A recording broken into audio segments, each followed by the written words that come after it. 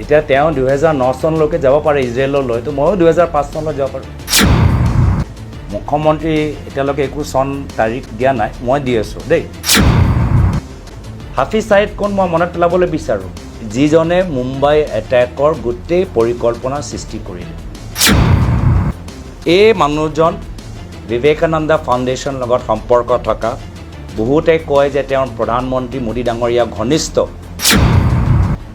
এইবোৰ চব মোকতো জানেই, মই অধ্যয়ন কৰি কথাবোৰ কওঁ। মই মুখ্যমন্ত্ৰীৰ দৰে হাজাৰটা মিছা কথা ক'ব নোৱাৰোঁ। নৱাজ শ্বৰীফক ইমান ভাল দে, ইমান ঘনিষ্ঠ। নৱাজ শ্বৰীফক হেপী বাৰ্থডে ক'বলৈ অকস্মাতভাৱে প্ৰধানমন্ত্ৰী মোদী ডাঙৰীয়া লাহোৰত নামিলে, বিৰিয়ানী খালে নে কি খালে মই নাজানো। তো আমাৰ যোৱাটো ভুল, অপৰাধ, ঠিক, আৰু মোদী ডাঙৰীয়া যোৱাটো বিৰিয়ানী ডিপ্ল'মেচি। মই জানিবলৈ বিচাৰিছোঁ, এতিয়া অলপ বা বুজাবলৈ বিচাৰোঁ যে কোন কোন গ'ল আৰু বিজেপি দলৰ পৰা পাকিস্তানলৈ কোন কোন গৈছে। অলপ মই হিষ্ট্ৰী, এটা ইতিহাস মই আপোনালোকৰ এই সংবাদমেল যোগেদি যাবলৈ বিচাৰোঁ। প্ৰথম যে মই এটা টাইটেল দিবলৈ বিচাৰোঁ, 2005 চন। এতিয়া তেওঁ 2009 চনলৈকে যাব পাৰে ইজৰাইললৈ, তো ময়ো 2005 চনলৈ যাব পাৰোঁ। 2005 চনত 2005 চনত আডৱানী গৈছিলে। আডৱানী গৈছিলে আৰু তাত জিন্না মাজাৰত গৈ আহিলে। জিন্না মাজাৰত গৈ তেওঁ জিন্নাক প্ৰশংসা কৰি আহিলে। এয়া হ'ল 2005 চনত বিজেপি দলৰ ডাঙৰ নেতা আডৱানীৰ স্থিতি, যে জিন্নাক তেওঁ প্ৰশংসা কৰি আহিলে মাজাৰত গৈ, এটা চাদৰ এটা তাত দি প্ৰশংসা কৰি আহিলে। তাৰপিছত এবাৰ যশৱন্ত সিং ডাঙৰীয়া, আৰু আনজন বিজেপি দলৰ ডাঙৰ নেতা, তেওঁতো কিতাপে ওলাই দিলে জিন্নাৰ ওপৰত। তেওঁ জিন্নাৰ ওপৰত, যিজন যশৱন্ত সিং এটা সময়ত বিজেপি চৰকাৰ, বাজপেয়ী চৰকাৰ থকা সময়ত বিদেশ মন্ত্ৰী আছিল, আৰু নিশ্চয় আপোনালোকৰ মনত আছে যেতিয়া এই হাইজেক হৈছিলে, তেতিয়া তেওঁহে গোটেইবোৰ সেই পাকিস্তানৰ সন্ত্ৰাসবাদী তেওঁ নিজে জীপত বহি তেওঁ লৈ গৈছিলে। সেই যশৱন্ত সিং ডাঙৰীয়াই, এতিয়া তেওঁ আমাৰ মাজত নাই, কিন্তু তেওঁ কিতাপ প্ৰকাশ কৰিছিলে জিন্নাৰ ওপৰত। 2014 চন, তাৰিখবোৰ মন কৰি থাকিব যে মই তাৰিখৰ চন কৈ আছোঁ। মুখ্যমন্ত্ৰী এতিয়ালৈকে একো চন তাৰিখ দিয়া নাই, মই দি আছোঁ দেই। 2014 চনতো সকলোৱে জানে যে নৱাজ শ্বৰীফ যেতিয়া প্ৰধানমন্ত্ৰী মোদী ডাঙৰীয়া প্ৰথমবাৰ বাবে প্ৰধানমন্ত্ৰী হ'ল, তেতিয়া প্ৰধানমন্ত্ৰী মোদী ডাঙৰীয়া সেই সময়ত পাকিস্তানৰ প্ৰধানমন্ত্ৰী নৱাজ শ্বৰীফক নিমন্ত্ৰণ জনালে। মুখ্যমন্ত্ৰী হিমন্ত বিশ্ব শৰ্মা ডাঙৰীয়া কৈ থাকে নিমন্ত্ৰণ।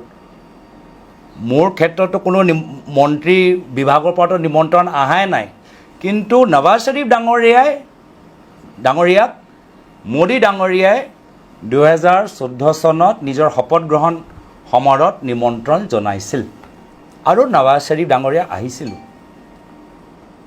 আৰু মই কিছু ইতিহাস ক'বলৈ বিচাৰোঁ যে 2014 চনত RSSৰ লগত সম্পৰ্ক থকা ডাঙৰ এটা থিংক টেংক আছে। এই থিংক টেংকটো হ'ল বিবেকানন্দ ইণ্টাৰনেশ্যনেল ফাউণ্ডেশ্যন। এইটো RSSৰ এছ'চিয়েটেড এটা থিংক টেংক আপুনি ক'ব পাৰে। তাত বহুত মানে ডাঙৰ চৰকাৰৰ পাৰ্চনেলিটি তাত জড়িত হৈ আছে। তাৰ পৰা ওলাই তেওঁলোকে চৰকাৰত যোগদান কৰিছে। আনকৈ এটা সময়ত প্ৰাইম মিনিষ্টাৰ কাৰ্যালয়ত কাম কৰা নৃপেন্দ্ৰ মিশ্ৰা, তেওঁ সেই বিবেকানন্দ ইণ্টাৰনেশ্যনেল ফাউণ্ডেশ্যনৰ লগত সম্পৰ্ক থকা ব্যক্তি। তো ইমান মানে শক্তিশালী, প্ৰভাৱশালী এটা ফাউণ্ডেশ্যন। 2014 চনত কৈছোঁ দেই। 2014 চনত সেই ফাউণ্ডেশ্যনৰ এজন মানে জ্যেষ্ঠ এজন ব্যক্তি, ৱেদ মালিক, ৱেদ মালিক পাকিস্তানলৈ গ'ল আৰু পাকিস্তানত গৈ কাক লগ পালে এয়া হ'ল বিবেকানন্দ ফাউণ্ডেশ্যনৰ ৱেদ মালিক আৰু এওঁ হ'ল হাফিজ ছাইদ 2014 চনত দেই মোদী চৰকাৰ থকা সময়ত হাফিজ ছাইদ কোন মই মনত পেলাবলৈ বিচাৰোঁ যিজনে মুম্বাই এটেকৰ গোটেই পৰিকল্পনা সৃষ্টি কৰিলে এই মানুহজন বিবেকানন্দ ফাউণ্ডেশ্যন লগত সম্পৰ্ক থকা বহুতে কয় যে তেওঁ প্ৰধানমন্ত্ৰী মোদী ডাঙৰীয়া ঘনিষ্ঠ তেওঁ পাকিস্তানত গৈ যিজনক আমাৰ এজেণ্টবোৰে বিচাৰি পোৱা নাই সেইজনক এইজন মানুহ বিচাৰি ওলালে কেনেকৈ ওলালে তেওঁহে জানে দেই আজি আমি জানো যে পেহেলগাম আক্ৰমণৰ পিছত আমাৰ মিছাইলবোৰ পাকিস্তানত গ'ল জেইছে মহম্মদ লস্কৰে তয়বাৰ বহুতৰ ঘৰৰ ওপৰত আমি মিছাইল পেলাব পাৰিলোঁ কিন্তু এইজন মানুহক আমি ধৰিব নোৱাৰিলোঁ এতিয়া কিন্তু সেই সময়ত 2014 চনত এওঁ প্ৰধানমন্ত্ৰী মোদী ডাঙৰীয়া ঘনিষ্ঠ নিশ্চয় কাৰোবাৰ সহায় লৈ হাফিজ ছাইদ ডাঙৰীয়াক লগ পালে কথা পাতিলে আজিতো মই দুৰ্ভাগ্যজনক কথা ভাবিছোঁ যে আমাৰ ইণ্ডিয়ান এয়াৰফ'ৰ্চ তেওঁ সুধিব লাগিছিল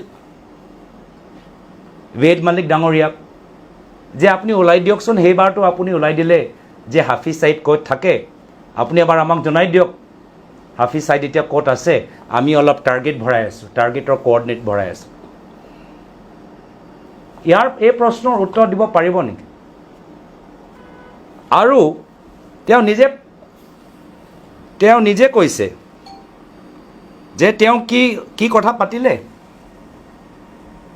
হাফিজ ছাইদ লগত কি কথা পাতিলে যে যদি প্ৰধানমন্ত্ৰী মোদী পাকিস্তানলৈ যায় আপোনাৰ কিবা আপত্তি আছে নেকি এইবোৰ চব মোকতো জানেই মই অধ্যয়ন কৰি কথাবোৰ কওঁ মই মুখ্যমন্ত্ৰীৰ দৰে হাজাৰটা মিছা কথা ক'ব নোৱাৰোঁ এটা দুটা ক'ব পাৰোঁ তেওঁ হাজাৰটা ক'ব পাৰে দেই তো মইতো চব কথাবোৰ অধ্যয়ন কৰি তথ্যকাৰে সাংবাদিকসকলক সন্মান কৰি ৰাইজক সন্মান কৰি ছ'চিয়েল মিডিয়াত চব পাই জানোৱে তো তাত তেওঁ এইটো কথাটো সুধিলে 2014 চনত যে পাকিস্তানলৈ প্ৰধানমন্ত্ৰী মোদী ডাঙৰীয়া গ'লে হাফিজ ছাইদৰ কিবা আপত্তি আছে নেকি আৰু এই বাতৰিৰ দৰে যি বাতৰি টাইমছ অফ ইণ্ডিয়াত ওলাইছে হাফিজ ছাইদে কৈছে মোৰ আপত্তি নাই আৰু তাৰপিছত 2015 চনত কি হয় 2014 চনত তেওঁ লগ পালে 15 চনত কি হয় భారత ప్రధాని మోదీ బహూకరించిన తలపాగా ధరించి 2015 চনত মোদী ডাঙৰীয়া সেই সময়ত আফগানিস্তানলৈ গৈছিল পাকিস্তানলৈ যোৱা কোনো পদক্ষেপ নাছিল আফগানিস্তানৰ পৰা উভতি আহোঁতে তেওঁ হঠাতে টুইট কৰিলে মই এটা ছাৰপ্ৰাইজ ভিজিট পাকিস্তানলৈ प्रधानमंत्री नरेंद्र मोदी ने की लाहौर ছাৰপ্ৰাইজ ভিজিট মই লাহোৰ লৈ দিবলৈ বিচাৰোঁ কিয় নৱাজ শ্বৰীফৰ বাৰ্থডে আৰু তেওঁৰ নাতিনীৰ কিবা বিয়া অলপ দিনৰ পিছত হোৱা কথা আছে নৱাজ শ্বৰীফক ইমান ভাল দে ইমান ঘনিষ্ঠ নৱাজ শ্বৰীফক হেপী বাৰ্থডে ক'বলৈ অকস্মাতভাৱে প্ৰধানমন্ত্ৰী মোদী ডাঙৰীয়া লাহোৰত নামিলে বিৰিয়ানী খালে নে কি খালে মই নাজানো মোক মতেতো বিৰিয়ানী অলপ খালে কিয় কৈছোঁ যে যি বছৰত